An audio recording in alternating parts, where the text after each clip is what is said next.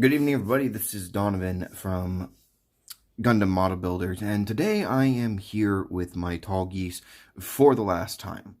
This video is partial instruction and partial, warning might be the best way to put this.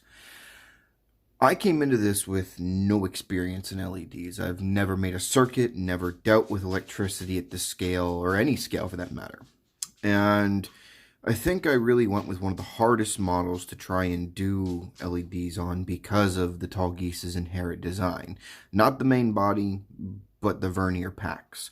And let's go ahead and go over those real quick, and then we'll get into my warnings. So first, right near, we have the verniers. In the verniers, there are 3 jets each.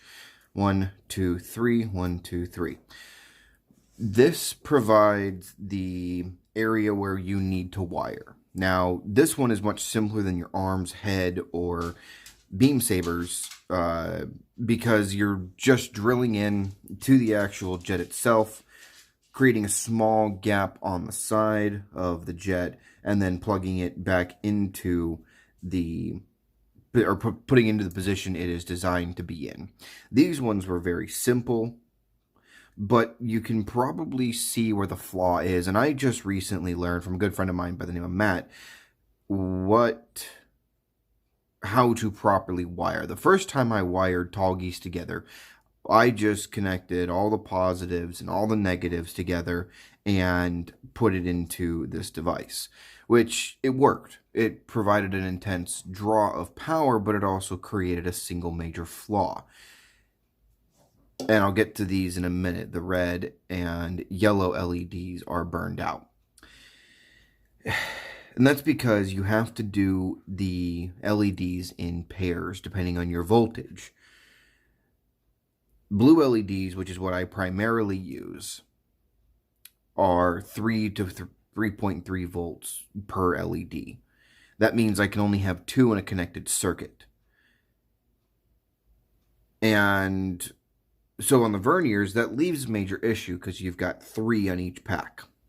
What I ended up doing, and didn't come out very well, is right here. You can see that I literally just took the 2 outside jets, or the inside jets, wired them together, soldered, and called it a day. Now, you're probably wondering what all this mess right here is. It looks slightly better than what I had before, but still not all that good. Another warning I do have, or at least a piece of advice: plan out where you are going to put your wires and how they're going to come out of the body and how long the wires need to be. These wires are excessively long, and since I was impatient, instead of taking the time to trim them down, cut them back, figure out how I was going to do this correctly, I just threw them all together. Which, of course, left me with this massive mess that I have kept to remind myself of why model building is not a race. I am not in a competition. I'm not aiming to be in a competition right now, or probably ever. Then it comes down to my beam sabers and the eyes. So, hold on a second. You'll see here, when I turn these on, that this beam saber has no light to it. If it does, actually, I'm sorry, it's got a very minimal amount of light. And this beam saber has barely any. And if we tilt up and look at the head, it itself has nothing. And there is a distinct reason for this. When I initially put this together, like I said, I wired it all together very, very quickly and didn't care about the consequences. This is where I learned from Matt about proper circuiting. Tallgeese, in this case, had a red LED for the eyes, and a yellow LED for one of the beam sabers, and a blue LED for this beam saber, creating a total volt of 5. Red LEDs and yellow LEDs generally run about 1.1 to 1.2 volts per LED, depending on the size.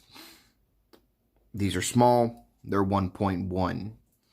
That means I can wire all 3 of these together, which I did, but I failed to notice or check these LEDs after my initial testing, because what I had done, I had failed to put a resistor in, which is a requirement when working with something less than 6 volts in total. And if you're going to be working on something that has much, if you combine them together, it takes more than 2 to make 6, or just 1 to make 6, in this case, for voltage wise. What I ended up doing was burning out these LEDs. Now, I could have potentially replaced these if I had noticed. The arms and beam sabers would have been very difficult, but manageable. I didn't check, which has now left Tallgeese with no LEDs behind the eyes, which is what I wanted, and 2 beam sabers that don't work, which is disappointing to say the least, because if I wanted to fix this, I would have to dismantle everything I've worked on up to this point, from the verniers to the back to the head to the arms, leaving basically just the main torso unit and the lower half intact. And while I love Tallgeese, for right now being my first test, I feel that I have accomplished as much as I need to for this model. Not that it's perfect. In fact, it's far from it. But it's a reminder to myself to look back on and learn how to do this properly first before I jump right in. And it's also for me to look back on and see where I started today and where I might end up in 6 months or a year, 10 years, who knows. But this will be a reminder of taking my time. And even though I am disappointed that the front doesn't work, I will say that the jets on the legs and the pack look brilliant. Now, let's see if I can get these guys out without breaking anything. There we go. These guys have had a bit of a connection issue. I need to figure out where that's at. But again, like I said, I am still brand new to this whole electronic or working with electricity thing. But as you can see here, very bright lights, look very good. I'm very happy with my LED. Hey. Well, that LED, those 2 aren't working. Oh, wait, there we go. Come on. There. Okay, there we go. But you can see here that the LEDs are very bright. The LEDs that I have linked in the previous video, they work very well. Don't blame the LEDs for this mistake. This was all on me.